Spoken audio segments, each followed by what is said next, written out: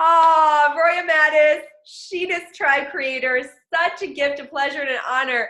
You guys, Talia is our very first speaker who's going to pour her love, her guts, her experience, her history, to just bless community. You know, women especially are just about loving, giving, and communing. And so we were designed to be better together. We were designed to stop competing and comparing, but collecting. And this is what this community is about. And I'm so honored that our very first speaker is a woman of such high quality, high integrity, and high gifting in communication. She's been through a lot, you guys. Like all of the stuff she's gone through, she has grown through, and she's going to give it to us today. Talia and I have not had the privilege to put our bodies next to each other, but Talia, this is me hugging you. You too. Such gratitude. You guys saw her accolades. I don't want to take up time with that. I do want you to read it. She has been on CBS. She's been on HGTV. She's an interior decorator extraordinaire on top of everything else she's going to give you. She's going to tell you more. She's been on The Doctors. And there's a new TV show that is being created with just her love of spirit. Okay, I just want to tell you one quick story. So Talia and I met on the phone. We were introduced by a mutual friend. Instantly fell in love with you, Talia. Instantly. Same. Your heart is as big as an ocean. And when we had a conversation about Talia's journey and then about this TV show about women and about helping women, about raising awareness for women and giving women a platform to have true, honest, loving conversations to help us in all kinds of dimensions and levels. When you shared with me that this was going to be hopefully a syndicated TV show, was going in a direction that was opposite of what your baseline heart desire of God's mission was for you, when you saw that happening, you guys, this woman who has an opportunity selfishly to be famous, maybe to be really well known, pulled out of the project because she's like, this is not about me. This is not about money. This is about a mission. And when she saw that the mission wasn't going to actually come to fruition, wasn't connecting with the show, she pulled out. When she did that, it's amazing how alignment came together. And for her, in her words, God's work came to say, okay, well, we're going to make it right. And now it's going to be better than ever. And so I just want to share that background to let you guys know that this woman comes with complete, authentic, intentional care for the human spirit and for people at large. And so I'm just so grateful you're going to share with our community today your experiences. So thank you. You're such a gift of words. You made me feel so good. Thank you for that. It's so true. When we first talked, we had an instant connection and you kept saying things, you're probably going to think I'm crazy when I say this. And I'm like, no, I totally get it, because I feel the exact same way. I say a lot to my husband, I heard God tell me, and, to everybody. And I really feel like when we're open to it, like God talks to us. And if that's how I start every single day is, God, move my feet in the direction you need me. And so like you just said, it's never been about fame or money. It's just I was saved through courage of women sharing with me, and I think you're kind of on the same mission. No matter what we've been through, it's just courage through connection, like you just said, in community. And the medical community couldn't figure out what was wrong with me. It was my girlfriends, and it was social media and this community that we have here that was so powerful, that brought answers and ultimately saved my life. So wow. So tell us everything. Tell us more. Tell us everything. Well, like you said, I am an interior designer. And I guess it's been 12 years now, 12 and a half years ago, I got breast implants, and unrelated to this, but this is how the illness journey started. Started feeling sick 3 months after getting implants with strange symptoms, not feeling very well. First, the major symptom was asthma, just a really difficult time breathing, came out of nowhere. And I was very fit. I was a runner. I worked out every day. So all of a sudden, just to be walking in the middle of downtown Fort Worth, and I was having a really difficult time breathing. And it just escalated from there. And symptom after symptom after symptom just kept piling on. And it was like this accumulation of symptoms that just kept happening. And I'm like, what is going on with me? Like, why do I feel like I'm falling apart all of a sudden? And to fast forward, it took 10 years to figure out it was my breast implants that were making me sick. And it, like I said, it was through a girlfriend, the girl who does my hair, and she was sitting there. She said, Talia, I really think you need to consider that your implants may be making you sick. Have you heard of breast implant illness? And I said, no. Well, she was going to explant. She had been researching. So she had said, you need to join this group, Healing Breast Implant Illness by Nicole. And I joined, and within seconds, I was in tears. I was like, oh my gosh, this is exactly what I've been going through. Wow. You know, so that's kind of where it started. But within that, you know, that's my life in there. I fast forward, but that's my life. That's my career. That's time with my children, my husband, where I'm laying in bed, listening to the noise of the laughter going on in my house, and laying there just saying, God, please either take me home or bring me the answer. You know, I never asked why me, why me. It was just show me the answer, show me the way. And so the biggest thing, when you're saying you're laying in the bed, so pause there for a second, because I actually was introduced to this concept about 5 years ago, because I was like heavily researching getting implants myself. I was like, they're not looking the same way. I'm not saying that every woman has this. I'm sure you recognize that too, or that every woman should not get them, or there's no judgment. This is a share. And I'm so glad with awareness. Then I was introduced on Facebook to a group. I don't know if it's the same one. And I was in shock. And so for that reason, I decided it's just, for me, it wasn't worth the risk. But I tend to be more sensitive to things in general. Is it more sensitive people? But you'll answer that in a minute. What were you feeling? What were some of your symptoms that you're laying in the bed feeling? The asthma was a big thing for me, but then my food sensitivities and food allergies began, dizziness, vertigo. And I had those before. Pardon me? You didn't really? No. You know, it was one of the things in our family that we didn't joke about, but we were extremely blessed. We'd say we don't have a history of illness. We don't have a history of being sick people. We're very fortunate that, you know, our genes and our history come from really healthy people. So when I started having ovarian cysts, they found at age 30 a precancerous tumor in my colon, and they found it through, I was back in the ER multiple times because I had this unexplained pain on an ovary on the opposite side of my body. But during the MRI, they found this tumor in my colon. They're like, we can't find anything on your ovary where you're saying your pain is, but we did find this. We see a tumor. You need to go to a gastroenterologist quickly and figure this out. So it was like, what is going on? So when I was laying in bed, my head was spinning. I felt my joints were achy. I just felt anxious. You know, that flight or fight syndrome that you get but I couldn't explain it. It was just constantly feeling, anxious. The breathing stuff, like I said, you developed anxiety or. Oh yeah. And you know, in all of that, I'm going to the specialist because I'm eating new foods and my throat's closing off, or my face is swelling up, and I'm getting these rashes and my hair is falling out. I'm down to 93 pounds. Wow. And I'm saying, what could it be? Could it be my implants? Could it be this? And they said no. You know, they were looking for Hashimoto's. I was diagnosed with thyroid issues. So a lot of time breast implant illness shows up in different ways. And so I did just post on my personal page the list of all the symptoms of breast implant illness, but it's a whole body reaction. Talia Maddock, what's your personal page? Yeah, it's Talia Maddock. And I usually accept all friend requests, especially females. So there's lots of information there. But I want to explain, when breast implants go into a woman, all of them are made of silicone. So I was told I had the saline, because they're the safest. If they rupture, it's just straight saline solution going into your body, which is fine. But the shell of all implants is silicone. And so that is where the reaction starts. The moment an implant goes into a woman who's more sensitive or not as sensitive, your body sees it as foreign, right? So it starts protecting it by creating this barrier around it, this wall called the capsule.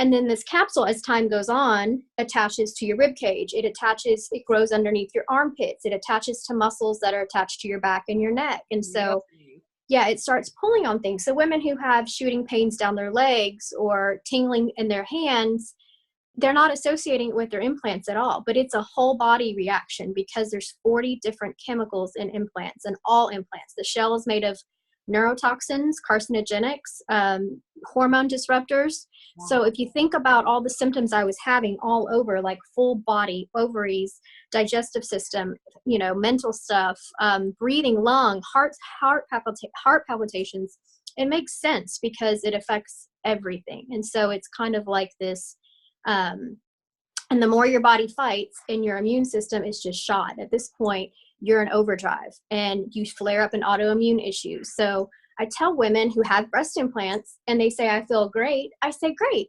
You'll know because you'll start going, I've never had that before. Wow. Another thing, what's going on? Most women will know. And the reason we share and talk now on social media, and the reason I started sharing my story immediately on social media was I didn't want women to suffer for years like I did. I don't want them to feel crazy, because I would sit in my room and go, I don't think I can't be a hypochondriac. I can't be making all this up. Like, I can't breathe. I'm wheezing. I'm on a breathing machine. But the doctors would look at my husband or my kids and say, does she have anxiety, or she's aging? This comes with age. So fast forward, explanting for me was immediately a light bulb moment. So once those implants were out, it was a relief of, I continue to say 95% of the symptoms went away the moment the implants came out. Wow. Yeah, so I'll kind of pause there and see if you have any questions. So 95%, so you're recovering from surgery, yet like your asthma went away, your food allergy? The pain in the neck. So I will kind of stop there. So yes, I woke up and my eyes were super crisp and clear, and the whites of my eyes were bright. They just looked dull. Like breast implants I can tell a woman has breast implants because they, as much skincare or Botox as they do, I can tell they just don't have that light in their eyes anymore. And the second implants come out, you can compare a woman's eyes, the whites of her eyes, wow, the moisture in her skin. So that was the first thing everyone noticed, as I was glowing. It was like someone had tuned in, the fine tune button, and everything was brighter and crisper. I could hear, my hearing was terrible. My eyesight was going, and all of a sudden I woke up and I was like, I was in a new body. It was like I had a splinter and someone had pulled it out. Could breathe, even though I was wrapped tight as can be, and they had just did surgery on my chest. I could take full, deep, delicious breaths. I wasn't hungering for air anymore. I was laughing, not from the anesthesia, but I got home that evening and my kids were chatting and I was laughing at the TV and laughing at them. I just felt joy again. And that joy had been blocked for 10 years. So I can imagine though, like your breasts are part of your body, something that you wore your clothes a certain way. Now they got right. Now you've got what kind of scar? So I'm sure people are like, what does my body look like afterwards? What kind exactly. Of and so yeah, and that's why I started sexuality. All of it affects. And so, for me, one of the upsides was I had, my libido was pretty in the dumps during, when I had implants and was sick. And a lot of women kept telling me that their libido kicked into high gear when the implants came out, because it messes with your... Do you have these big scars though? Is your sensitivity gone from your breasts? No, I didn't have a lift where they moved the nipples, or none of the sensitivity was gone. I have a scar underneath the breast, but you can't really see. So the adjustment period of learning to love, because let's face it, we all want implants because we didn't like the way we looked. I breastfed 2 children. So that's what I want people to understand. If women are saying, I feel so terrible, I want these out, I don't care how I look, I just want them out, believe women, because the providers and practitioners and specialists will sometimes roll their eyes and be dismissive about, breast implant illness isn't a real thing, but it is. The FDA just announced or made a statement acknowledging breast implant illness is real. Listen to your body. And if women are pulling them out, they're doing it for a reason.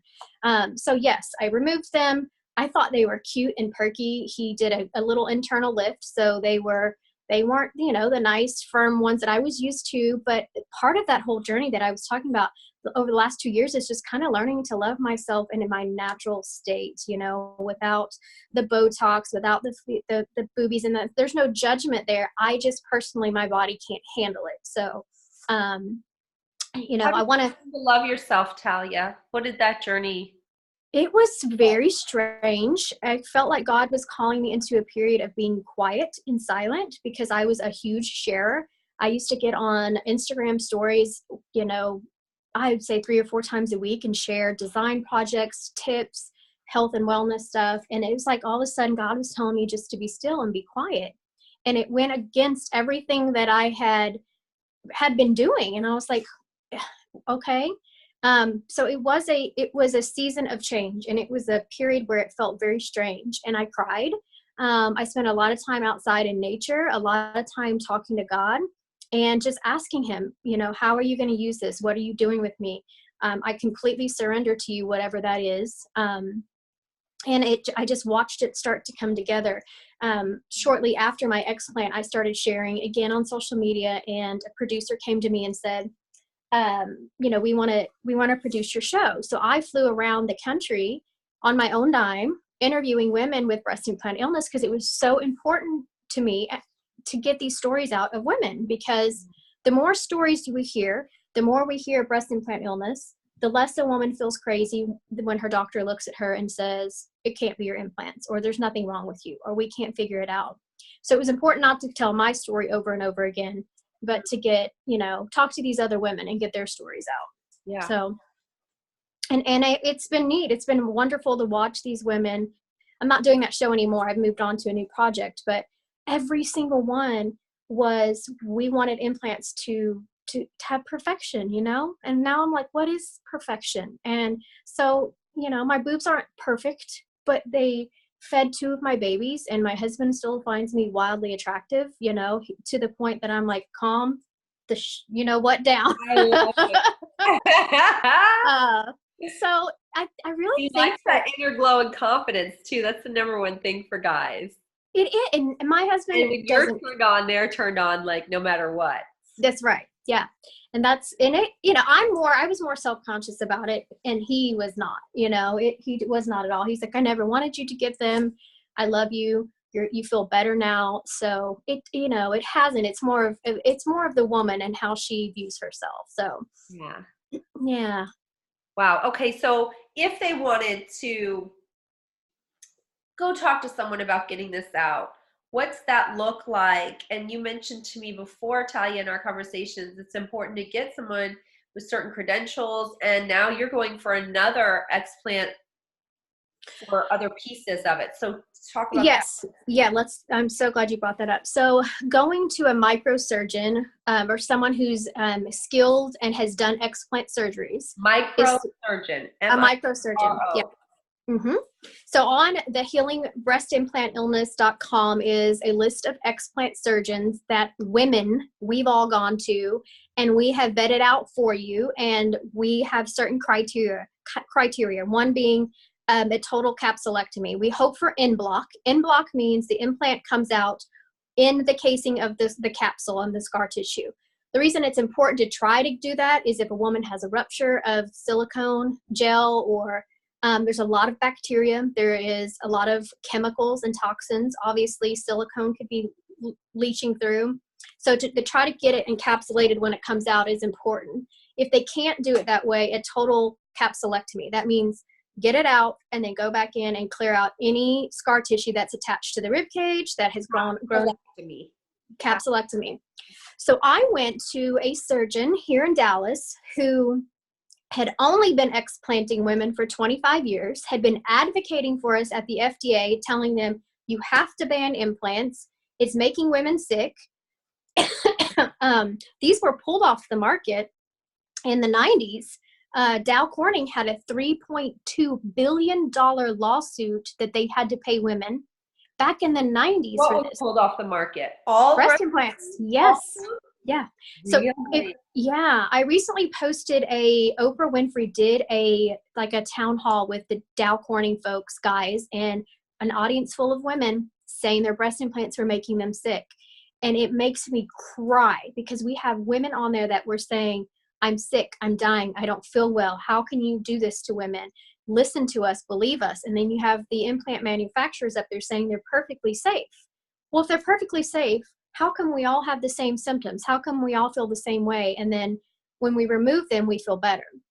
So that's what I want women to understand. This is not a new problem. This crept back up on the market under a different manufacturers, and they use women as guinea pigs. And so I just want informed consent. We all do, you know. So the capsule part is super important because now that the FDA has come out with a black box warning, so we have asked them, women have been going and speaking with the FDA. We've been reporting our symptoms. Black box warning. What is that? Okay, a black box warning is the highest and most strict warning they can put on any medical product. It could be a pharmaceutical.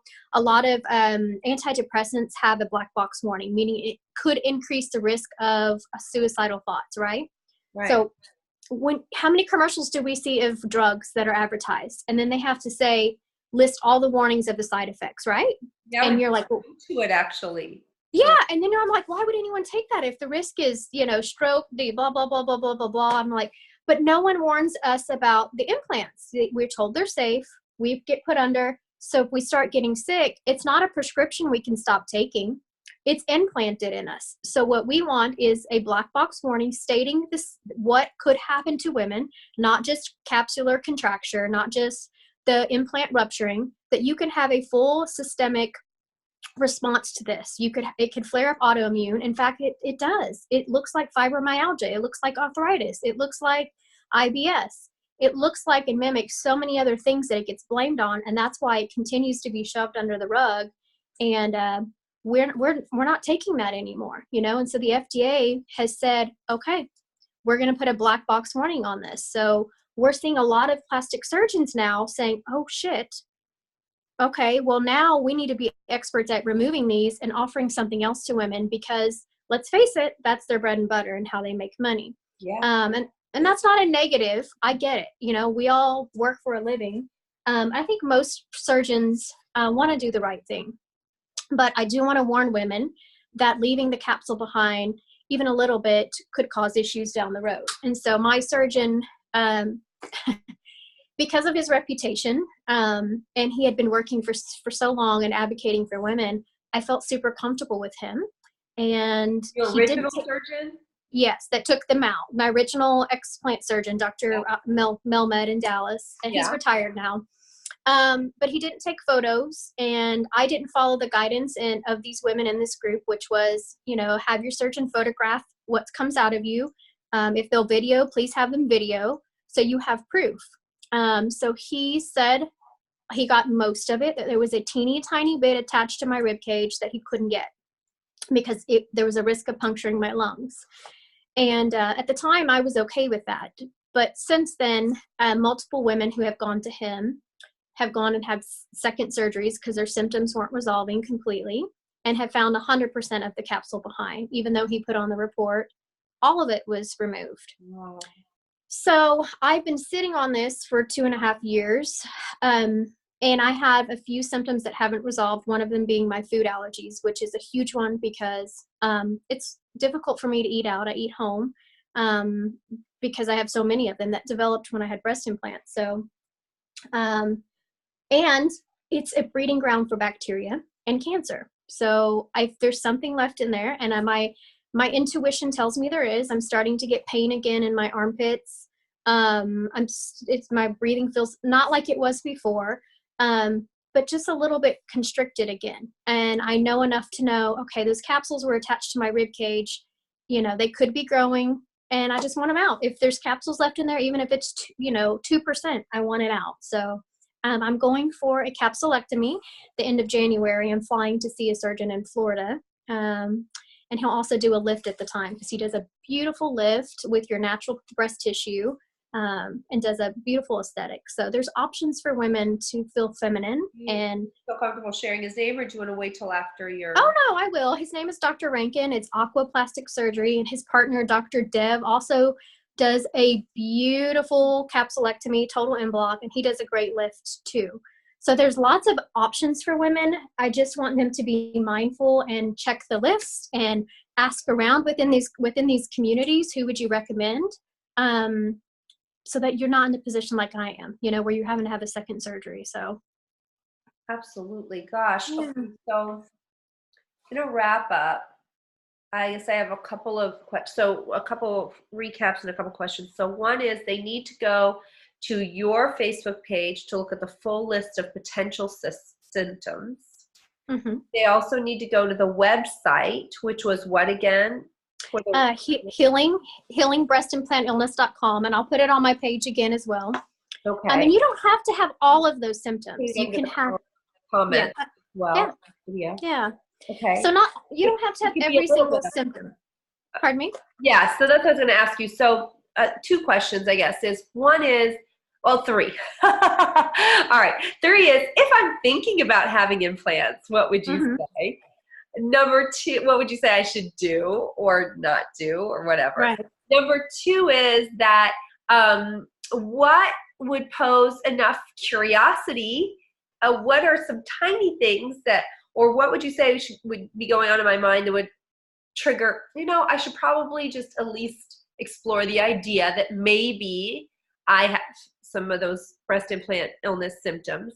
And the third question is, let's say that I believe that most disease is from what I experience in my mind. There's a lot of talk, and I am fully invested in the idea of what we create here manifests there. What we create here manifests there. There's some that believe it all the way, some believe it not at all, and then there's the in-between. Right. So what are your thoughts on, is there a connection that if I believe it's going to happen, there it will? Have you experienced, do you really manifest for yourself that certain things are going to happen in your life, and you tried that with your breast implant illness, or you talked to some women that did that and then it wasn't enough? It's physical reality. Tell me your thoughts on that. So number 1 is, if I was thinking about getting them, right, what are your thoughts on that? What are the tiny things that might trigger me that I should look into more? And can your brain stop this from happening? Yeah. The first thing, and I think I spend, I have a full-time job, obviously, but my full-time job has now been talking to women who are calling me, and men are talking about this too, calling me saying, I think that I have breast implant illness. I have spent blah, blah, blah amounts of money trying to figure out what it is. Based on that, and what I tell my 21 and 19-year-old daughter is, because I love you and because I am careful about the foods that I feed you, and I read the ingredients of everything that you put on your body and in your body, if it were me and speaking from love, I would say, don't get breast implants. I don't want that option taken away from women. I'm not saying that there's no judgment if a woman does, but I did it, and I did it, and I love the way my breasts look. If I wasn't a sick mess, then I probably would still have them. But knowing that what I know now about the ingredients and how I'm mindful of everything I put in my body, I'm so glad they're out. So to answer your question, if a woman asks my opinion would be, don't do it. Not only don't do it, but run like hell from it. And how long have you been an advocate? How many people have you talked to about this? How many hours of research have you done, Talia, to cap off? I mean, it is from morning until 2:00 in the morning. I am either answering emails, answering direct messages, on Facebook, on Instagram, on Twitter. I give my phone number out publicly. I'm on the phone with women throughout the day. It truly has become a passion project for me. And Angie Everhart, who's a dear friend of mine, and Eden Sassoon, we were on the doctors together talking about it. Angie didn't know what was making her sick. So we have teamed up, and we have a new show, Let's Talk, with Angie Everhart, Talia Maddock, where we're going to be, talking about real, raw, authentic things, not just breast implant illness. We're going to be talking about anything related to a woman's body, health, wellness, just real conversations. So to answer your question, young girls that graduate from high school and want to go get breast implants as a gift have asked me, what do you think? And I say no. And sadly, sadly, two of them have called me and said, I think I have breast implant illness. I just saw a cardiologist. He suggests I get these out. I should have never gotten them. I watched the symptoms slowly just start hitting them. And it happens, but same with breast cancer survivors. Sadly, so many of them are sicker once they get the reconstruction with the implant. So it's a journey. I'm just here to support. It breaks my heart. I wish there was a safer alternative, but there's not. Your second question, what was it? Tiny signs. Little tiny signs that you may be suffering from it? Yeah. Achiness, just joint pain, like little tiny joint pain, fatigue. Brain fog is huge. Brain fog is one of the biggest symptoms. Women say a lot, I feel like I've aged physically. I feel like I'm like in an 80-year-old body. I don't understand what's going on. So, can't remember things well. They can't. Yes. Yeah. You're like, someone will introduce them to you and you'll just forget their name 2 seconds later, or just feeling really foggy. Like I don't know, like you drank really hard the night before or something. So brain fog, fatigue, and joint pain are typically what you see those first little tiny things start creeping in. Some people it's breathing issues, blurred vision, their hearing starts ringing in their ears. So just little things like that. And then anxiety is a big one. If you're just all of a sudden feeling really anxious, to me, that is your body's intuition trying to tell you something's wrong, right? So we look for it all around us, and sometimes we mask it with medication, and really we're just telling our bodies to shut up, stop, stop sending us signals. So stuff, yeah. Yes. And oh gosh, what was the last one? The last question? Yeah. Hair loss. You mentioned a lot of things. Okay. So the last question was mentality. Oh, yes. Okay. So I am a big manifester. I have vision boards. My mom has taught us since we were little, as far back as I can remember, that our words and our thoughts were powerful. I manifest my bonuses every month. I manifest these meetings, incredible connections. I'm a huge believer of, what you tell yourself affects a lot of things. But for 10 years, I was doing that. 10 years I was trying physically. If you saw me, and I'll put posts of pictures of me in the comments of my face completely just swollen up, my eyes swollen up, rashes, my hair was falling out, 98 pounds. That's not in my mind because I didn't even know what breast implant illness was. I just was like, okay, I was eating healthy. I was eating clean. I had removed gluten, dairy, sugar, all the things I could do, and it wasn't working. So, wow. I mean, it's worth, I tell women once they explant to think healing thoughts. And when they're sick and suffering, I tell them, think healing thoughts. Thank God for your healthy body, and try it. But, so no, to answer your question, I don't think that that's what's causing this. I think women, it's very, very real. So. Have you had anybody regret that they took them out? Never. Nope. So in closing, Talia, we could talk about so much and so much more. I know. Tell them where they can find you. Tell them about the show. I'm excited possibility of being a small part of that. I know. We're excited to have you on and talk about. There's so many things I wanted to talk about today. Yeah, I'm glad we covered this because this is a huge community of women. We'll have you back. We're going to have you on our show too. You can find me on Facebook at Talia Corinne Maddock, or Talia Maddock, Talia Cranock Maddock. That's my maiden name. On Instagram, it's Talia Corinne Interiors, and then on Twitter as well. So we'll post it below. Yeah. The comments when we get this recording up. Anything last words you'd like to say as we close out today?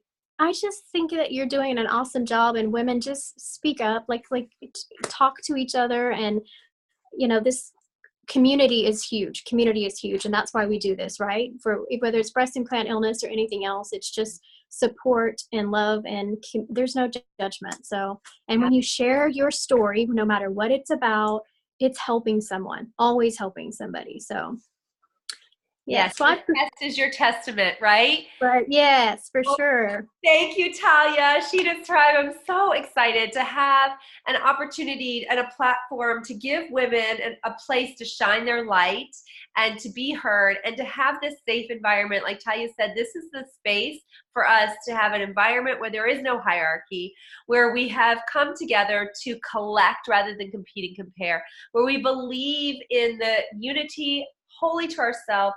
Therefore, we're prepared to be unified with one another as women, and then healthy connections with our men. And so, Talia, you are our very first live today. We had some hiccups, but I think it was worth the wait. Yes. So excited to introduce you to the tribe. Well, thank you for inviting me to be your first guest, and we'll get the kinks ironed out and do this again. Okay, yes. God bless you. God bless you. Okay, and Bye-bye. A Merry Christmas to come. Happy New Year to come. Yes, you too, beautiful.